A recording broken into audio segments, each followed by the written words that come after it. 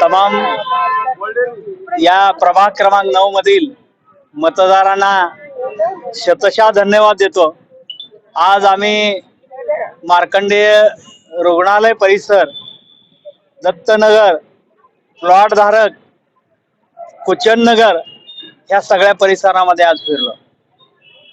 खरोखर भाजपचं आतापर्यंत भाजपनं ज्या पद्धतीनं सत्तेचं वेगवेगळ्या पद्धतीनं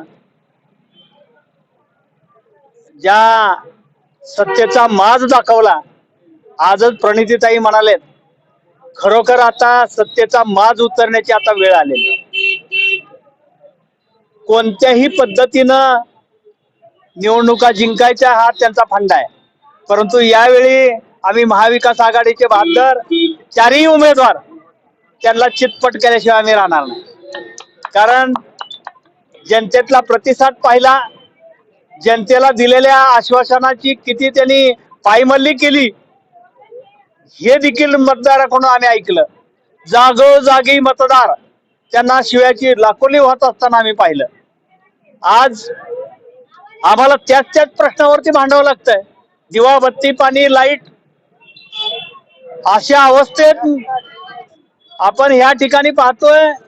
गेले अनेक वर्ष या भागामध्ये आपण भाजपवाल्यांना निवडून देत होतो, परंतु ते नगरसेवक कधीही फिरले नाहीत। अनेक वर्ष 20 वर्षात कधीही रस्ते झाले नाहीत अशी लोकांची ओरड आहे, मतदारातून ओरड आहे।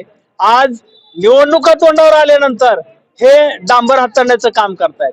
खरोखर यावेळी मतदार त्यांच्या तोंडाला काळं फासल्याशिवाय राहणार नाहीत यात तेळ मात्र शंका नाही। काल देवेंद्र कोठेंनी असं हे केलेलं आहे, वाक्य बोललेलं आहे की मी दररोज जर पाणी नाही दिलं तर राजीनामा देईल। लबाडांचं आमंत्रण जेवल्याशिवाय काही खरं नसतं, हे सातत्यानं अशीच खोटी आश्वासनं देत आलेले आहेत। भाजपचे नेते सातत्यानं सांगतात की निवडणुका जिंकण्यासाठी जुमला अशा पद्धतीच्या वल्गना कराव्या लागतात। त्यामुळं भाजपवाल्याकडून आता लबाडाचं आमंत्रण जेवल्याशिवाय खरं असणार नाही। त्यांनी कुठलीही आश्वासन आतापर्यंत पाळली नाही आणि ती पाळणारही नाही।